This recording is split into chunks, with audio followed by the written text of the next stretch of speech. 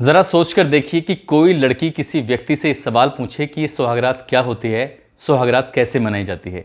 एक लड़की जिसकी उम्र लगभग 20 साल या उससे कम थी, वो अपनी दोगुनी उम्र के व्यक्ति से यही सवाल कर बैठती है। वो दोगुनी उम्र का व्यक्ति उस सवाल पर थोड़ा झिझक जाता है, परेशान हो जाता है, वहाँ से चुपचाप चला जाता है। कुछ वक्त बीतता है, कुछ दिन बीतते हैं, उसके बाद उसी लड़की ने उसी व्यक्ति से यही सवाल दोबारा से कर दिया। जब फिर से सवाल किया तो वो व्यक्ति पहली बार की तरह इतना नहीं शर्माया था, इतना परेशान नहीं हुआ था, लेकिन हल्की सी मुस्कुराहट के बाद वहाँ से चला जाता है। फिर उस लड़की की उस व्यक्ति से तीसरी मुलाकात होती है कुछ दिन के बाद। तीसरी बार भी यही सवाल था कि सुहागरात कैसे मनाई जाती है। तब उस व्यक्ति ने कहा कि ठीक है, किसी दिन मौका मिलेगा तो ये सब करके दिखाएंगे, प्रैक्टिकल करके दिखाएंगे। और वो मौका मिलता है, एक बार नहीं बार बार मौके मिल रहे थे, और वो बार बार दोगुनी उम्र के व्यक्ति के साथ आपत्तिजनक स्थिति में होती थी, गंदा काम करती थी। लेकिन वो शायद उसको ये लग रहा था कि जो कर रहे हैं वो शायद किसी को दिख नहीं रहा है। लेकिन एक दिन उस लड़की के पिता ने ही उस व्यक्ति के साथ जब देखा उस आपत्तिजनक स्थिति में, तब यहीं से बात खराब होती है। न केवल बात खराब होती है बल्कि एक कत्ल हो जाता है। कत्ल भी बहुत भयानक होता है। पुलिस ने कुछ ही घंटों के बाद इस घटनाक्रम का खुलासा किया, और जब पुलिस ने घटनाक्रम का खुलासा किया था तो लोगों को यकीन नहीं हो रहा था कि घटनाक्रम जो हुआ है, कत्ल जो हुआ है, उसकी जो वजह है वो इतनी भयानक वजह हो सकती है, रिश्तों को शर्मसार कर देने वाली वजह हो सकती है। आज कहानी उसी लड़की की है जिसकी वजह से एक नहीं कई लोगों की ज़िंदगी पूरी तरह से बर्बाद हो गई थी। आदाब, नमस्कार, सत श्री अकाल। मैं उस्मान सैफ़ी। आज की जो सच्ची घटना मैं आपको सुनाने जा रहा हूँ, ये सच्ची घटना है उत्तर प्रदेश का एक ज़िला है मिर्ज़ापुर, और इसी ज़िले का एक थाना लगता है जमालपुर। दरअसल जमालपुर का एक गांव है जयपट्टी कला। बात कर रहा हूँ 4 अक्टूबर 2022 की सुबह लगभग 7 बजे के आसपास। एक व्यक्ति ये कहकर अपने घर से निकला था कि मैं खेत पर जा रहा हूँ, कुछ चारा लेके आऊँगा, उसके बाद फिर आकर नाश्ता भी करना है, खाना भी खाना है। वो व्यक्ति घर से निकल जाता है, लेकिन कई घंटे बीत जाते हैं, वो व्यक्ति वापस लौट कर नहीं आता। उसका बेटा वीरेंद्र कुमार जब घर पे पहुंचता है तो घर आने के बाद सबसे पहले इस व्यक्ति की जो बेटी होती है, उस बेटी ने, सुमन ने, सबसे पहले कहा कि भैया पापा सुबह 7 बजे से घर से गए हुए हैं, उनका कहीं आता पता नहीं चल रहा है, जाकर जरा खेत पर देख तो लो। वो लड़का जैसी बात सुनता है कहता है कि कोई बात नहीं है, वो तो पहली बार थोड़े ना खेत पर गए हैं, पहले भी खेत पर जाते रहे हैं, इसलिए आ जाएंगे। लेकिन कई घंटे और बीत जाते हैं, और उस व्यक्ति जिसका नाम होता है संतोष कुमार की उम्र लगभग 40 साल के आसपास होती है। उस संतोष कुमार का कहीं आता पता नहीं चल रहा था। जब कई घंटे बीत जाते हैं, दोपहर से शाम हो जाती है, और शाम होने के बाद उस लड़के को यानी कि वीरेंद्र को अब चिंता सताने लगती है। वीरेंद्र सीधा सबसे पहले अपने दोस्त के पापा के पास जाता है और जाकर कहता है कि अंकल, पापा सुबह से घर से गायब हो चुके हैं, मिल नहीं रहे हैं, मैंने कई जगह तलाश करने की कोशिश की, लेकिन उनका कहीं अता पता नहीं चला। इतना कहने के बाद वो लड़का दूसरे घर जाता है, तीसरे घर जाता है, और जहाँ जहाँ संतोष कुमार का आना जाना था, वहाँ वहाँ वीरेंद्र कुमार और संतोष कुमार की जो बेटी होती है सुमन, वो आसपास के घरों में, आसपास के लोगों के सबके पास जाते हैं, और ये खबर पूरे गाँव में आग की तरह फैल जाती है। अब लोगों ने टॉर्च लेकर उस व्यक्ति को न केवल गाँव में बल्कि जंगल में जगह जगह तलाश करना शुरू कर दिया, और ढूंढते ढूंढते पूरी रात हो जाती है। उस व्यक्ति का ना तो मोबाइल नंबर लग रहा था और ना ही उससे कहीं संपर्क होने की कोशिश हो रही थी। लोगों ने आपस में बातचीत की और ये जानने की कोशिश की कि आखिरकार तुमने उसे खेत पे जाते हुए देखा है कि नहीं देखा है। जिसके साथ उसका उठना बैठना था, हर एक व्यक्ति से पूछताछ की गई और जंगल के हर एक कोने कोने को छान मारा, लेकिन उस व्यक्ति का 24 घंटे बीतने के बाद भी पता नहीं चल पाया, और वो लोग जंगल में ढूंढ रहे थे। ढूंढते ढूंढते सुबह हो जाती है। इसके बाद वीरेंद्र गांव वालों की मदद से सीधा थाने जाता है जमालपुर, और जाने के बाद एसएचओ मनोज कुमार से मुलाकात करता है और कहता है कि उसके पिता कल यानी कि 4 अक्टूबर 2022 को घर से निकले थे खेत पर जाने के लिए, लेकिन वापस लौट कर नहीं आए, उनकी ढूंढवाने में मदद कर दीजिए। एसएचओ ने जितनी गंभीरता से इस मामले को लेना चाहिए था, उतनी गंभीरता से इस मामले को नहीं लिया। इसके बाद गांव वाले वापस लौट कर आते हैं। हालांकि मुकदमा तो दर्ज कर लिया जाता है, लेकिन पुलिस ने अपनी तरफ से ज़्यादा प्रयास नहीं किए थे। फिर गांव वाले गांव में आसपास रिश्तेदार हर जगह ढूंढने लगते हैं। एक बार फिर से गांव वाले एसएचओ के पास जाते हैं, थाने जाते हैं, और जाकर कहते हैं कि साहब पता कर दीजिए, उस व्यक्ति का कहीं पता नहीं चला। यानी कि संतोष कुमार का जब कहीं पता नहीं चल रहा था तो घर वालों की मुश्किलें बढ़ रही थी। घर वालों का भी रो रो कर बुरा हाल हो जाता है, गांव के लोग भी परेशान हो जाते हैं। अब पुलिस ने भी उस रात, यानी कि अब दूसरी रात आती है, दूसरी रात में गांव हो या फिर आसपास का इलाका हो, हर जगह उस व्यक्ति को ढूंढने के लिए छान मारा, लेकिन उस व्यक्ति का 5 अक्टूबर को भी पता नहीं चला, 5 अक्टूबर की रात भी बीत जाती है। अब 6 अक्टूबर आता है और ये बात ना केवल उस गांव में थी, बल्कि ये जो इस इलाके के चुनार के डीएसपी साहब होते हैं रामानंद राय, और साथ ही इस ज़िले के एसपी साहब होते हैं आईपीएस संतोष मिश्रा, उन तक भी बात पहुंच जाती है। इसके बावजूद भी अब पुलिस इस मामले को गंभीरता से लेने लगती है। अब उस हर व्यक्ति के पास पुलिस जा रही थी जिस व्यक्ति के पास इसका उठना बैठना था। इसी बीच में वीरेंद्र, जो उसका बेटा होता है, वो बेटा कहता है, जिसकी उम्र लगभग 18 या 19 साल के आसपास थी, उसने कहा कि मेरे पिता रविंद्र कुमार गौड़ के साथ ज़्यादा उठते बैठते थे, लेकिन पूरे गांव ने इन्हें ढूंढवाने की कोशिश की, तलाश करने की कोशिश की, लेकिन रविंद्र अंकल ने इसमें कोई ज़्यादा मदद नहीं की, बल्कि अजीब तरह की बात कर रहे थे कि तुम्हारा बाप यदि यहाँ से गायब हो गया है, गुम हो गया है, तो इसमें मेरी क्या जिम्मेदारी है। जबकि रविंद्र कुमार ने इससे पहले कभी इस तरह की बात की ही नहीं थी। ये बात उस लड़के यानी कि वीरेंद्र को बहुत ज़्यादा चुभ रही थी, क्योंकि उसका पिता संतोष जो लगभग 48 घंटे तक गायब था, मिल नहीं रहा था। पुलिस ने पूछताछ के लिए सबसे पहले रविंद्र कुमार को ही उठाया। उठाने के बाद उससे पूछताछ करनी शुरू की।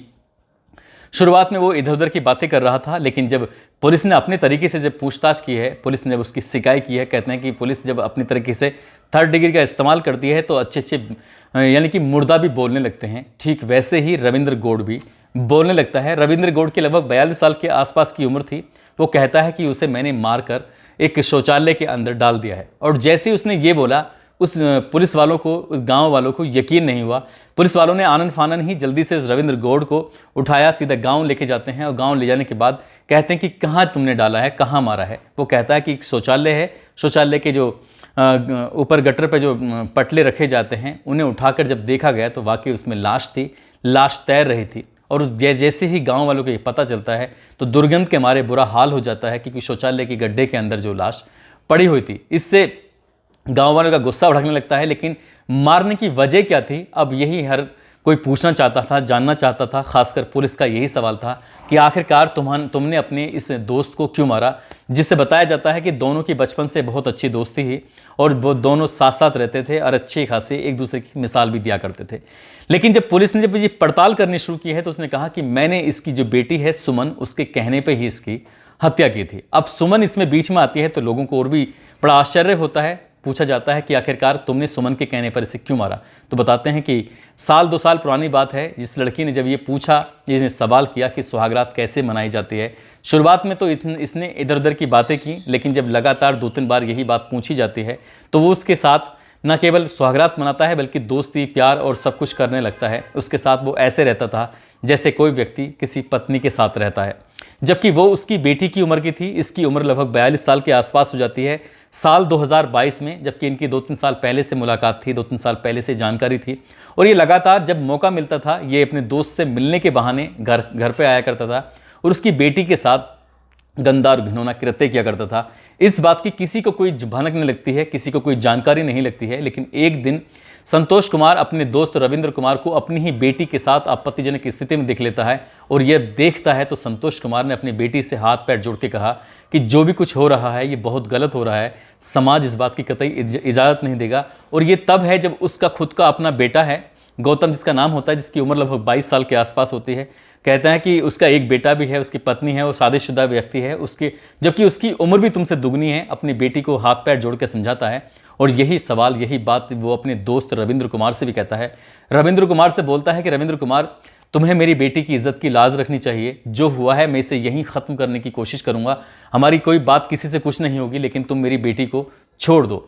रविंद्र कुमार को जब बार बार यही बात रिक्वेस्ट की जा रही थी, लेकिन रविंद्र कुमार के कानों तक आवाज़ जरूर पहुंचती थी, लेकिन इसका उस पर कोई असर नहीं हो रहा था। और यही असर उसकी बेटी पर भी बिल्कुल नहीं हो रहा था। और इसलिए संतोष कुमार ने सोचा कि ये सब ऐसे ही चलता रहा, गांव में लोगों को पता चलेगा तो बहुत ज़्यादा बदनामी हो जाएगी।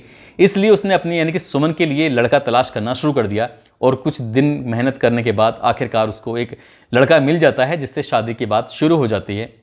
इसी बीच में संतोष कुमार अपने बेटे वीरेंद्र से कहता है कि बहुत जल्दी अपने घर में भी शहनाई बजेगी और इस बेटी को हम दुल्हन की तरह विदा करेंगे। वो बिल्कुल भी झगड़ा नहीं चाहता था। वो अपनी बेटी की और अपने दोस्त की भी बहुत सारी चीज़ों का ख्याल रख रहा था। लेकिन इसी बीच में सुमन ने अपने प्रेमी यानी कि रविंद्र कुमार से कहा कि मुझे मेरा पिता को हर हाल में मारना है, मरवाना है। यदि तुमने उसे नहीं मारा तो मैं पूरे गांव में इस बात को बता दूंगी। जैसे ही रविंद्र कुमार ये बात सुनता है, रविंद्र कुमार को यकीन नहीं हो रहा था कि उसकी बेटी आखिरकार ऐसे कैसे बोल सकती है। तभी वो जिद करने लगती है और जिद करने के बाद 4 अक्टूबर 2022 की सुबह लगभग 7 बजे के आसपास रविंद्र कुमार घर में आता है। घर आने के बाद एक लोहे की रोड बहुत ताकत के साथ उस व्यक्ति अपने दोस्त को मारता है और जैसी वो रोड लगती है, उसकी एक ही रोड लगने के बाद उसकी मौत हो जाती है। अब रविंद्र कुमार उसकी प्रेमिका यानी कि सुमन और साथ में अपने बेटे को बुलाता है गौतम को। गौतम गौड़, ये तीनों मिलकर उसकी लाश को अब ठिकाना लगाने की कोशिश कर रहे थे। जैसे घर से बाहर निकलने की कोशिश करते थे तो कोई ना कोई गली से निकलता था, आता था, जाता था। इन्होंने सोचा कि यहाँ से इस लाश को कहीं दूर लेके नहीं जा सकते हैं, इसलिए जो शौचालय है उसके ऊपर जो कुछ पटरियाँ टाइप की रखी हुई हैं उनको हटाकर उस शौचालय की हौद के अंदर, उसके सीवर के अंदर डाल देते हैं और लाश उसके अंदर पड़ी रहती है। करीब 1 या 2 घंटे बीतने के बाद ही उसका बेटा वीरेंद्र आता है और जो बेटी होती है सुमन, वो कहती है कि पिताजी का सुबह 7 बजे से गए हुए हैं लेकिन 2-3 घंटे हो गए, उनका कोई अता पता नहीं है। इतनी देर तक वो कभी बाहर नहीं रहते और वो बेटी भी नाटक करना शुरू कर देती है। वो बेटी पूरे गाँव में ढूंढती है अपने पिता को, जैसे उसे कितनी ज़्यादा फिक्र थी, जबकि अपने ही पिता का कत्ल करने में उसकी अहम भूमिका रही थी। और इसमें अहम भूमिका न केवल उसकी रही थी बल्कि उसके जो प्रेमी होता है उसके प्रेमी के पुत्र यानी कि गौतम गौड़ की भी रहती है। पुलिस इस घटनाक्रम का खुलासा करती है और खुलासा करने के बाद जैसे ही गांव वालों को ये बात पता चलती है कि सुमन के और उसकी पिता की उम्र के जितने व्यक्ति यानी कि रविंद्र कुमार से अवैध संबंध होते हैं, तो गांव वालों को बहुत गुस्सा आता है। पुलिस वाले जब इन तीनों को गिरफ्तार करके थाने की तरफ लेके जा रहे थे, जेल भेजने की तैयारी कर रहे थे, तभी गाँव वालों ने इन तीनों पर हमला कर देते हैं, पथराव कर देते हैं। पब्लिक के हाथ में जो भी आता है, चाहे लाठी हो, डंडे हो, कुछ भी चीज़ हो, जो भी हाथ में आ रहा था, पुलिस को भी मार रहे थे। यानी कि पुलिस उन्हें बचाने की कोशिश कर रही थी और पुलिस साथ में पिट रही थी, वो तीनों भी पिट रहे थे। पुलिस ने हाथ पैर जोड़कर गांव वालों को समझाया कि इनको तीनों को सजा कानून देगा, तुम कानून अपने हाथ में मत लो। लेकिन बात जब ज़्यादा बढ़ जाती है, बिगड़ जाती है, तब पुलिस को मजबूरन 2 लोगों के खिलाफ मुकदमा दर्ज करना पड़ा। उनको भी इन तीनों आरोपियों के साथ जेल भेजना पड़ा। जब आईपीएस ऑफिसर संतोष मिश्रा ने यानी कि एसपी ने इस घटनाक्रम का खुलासा किया था, तो ये अखबारों के माध्यम से जब लोगों को ये बात पता चलती है, सोशल मीडिया के माध्यम से बात पता चलती है कि एक पिता की उम्र का व्यक्ति अपने ही खास दोस्त, जो बचपन का दोस्त होता है, उसकी बेटी के साथ इतने दिन से गंदा घिनौना कृत्य कर रहा था और अपनी दोस्त की बेटी के कहने पर आकर अपने सगे मतलब खास दोस्त की वो हत्या कर देता है, तो लोगों को यकीन नहीं हो रहा था कि ये रिश्ते किस ओर जा रहे हैं। ऐसे रिश्ते, क्योंकि दोस्ती का ही रिश्ता एक ऐसा रिश्ता होता है जिसको हम खुद चुनते हैं, और चुने हुए दोस्त की हत्या करना ये कितनी बड़ी बात है, कितना बड़ा पाप है। हालांकि कानून इन्हें अपनी तरफ से सज़ा ज़रूर देगा और हम भी इस वीडियो के माध्यम से यही कोशिश करेंगे कि कानून इन्हें कड़ी से कड़ी सज़ा दे, ताकि इलाके में आसपास के लोगों में ये मैसेज जा सके, ये संदेश जा सके कि बुरे काम का बुरा नतीजा होता है। दोस्तों, इस पूरे घटनाक्रम को सुनाने का उद्देश्य किसी को परेशान करना नहीं है, किसी का दिल दुखाना नहीं है, बल्कि आपको जागरूक करना है, आपको सचेत करना है, आपको बताना है, आपको भी जताना है कि घर में लोगों की एंट्री उतनी नहीं होनी चाहिए जितनी कि आप पहले हुआ करती थी। पहले रिश्तों की बड़ी परवाह हुआ करती थी, अब रिश्तों की लोग परवाह नहीं करते। इसलिए बहन बेटियों से लोगों को दूर रखा जाए और ताकि इस तरह की बातें, इस तरह के कोई अपराध फिर से कोई ना उत्पन्न हो। दोस्तों, जाते जाते आज मथुरा के रहने वाले हैं पवन चौधरी, आज इनका जन्मदिन है। इनको जन्मदिन की ढेरों सारी शुभकामनाएं, बहुत बहुत मुबारकबाद। साथ ही कुछ लोगों ने नाम लेने की अपील की है, जिसमें नूर अजमल हैं बिहार के रहने वाले, सौरभ बाबू हैं इटावा से, कुणाल किशोर मोतिहारी से हैं, मेहताब रुस्तम हैं अजमेर के रहने वाले हैं, नरेंद्र सिंह रावत, विद्या लक्ष्मी, खुशबू मिश्रा संभल के रहने वाले हैं, योगेश कुमार, नवीन कुमार, नीशु चौधरी हैं, फैज़ान खान हैं, आगरा के रहने वाले शिवदत्त शर्मा हैं, बेंगलोर के रहने वाले साहिल आलम और गुलाम मुस्तफ़ा, इन लोगों ने नाम लेने की अपील की है। आप सब लोग अपना ख्याल रखें, सुरक्षित रहें। जय हिंद, जय भारत।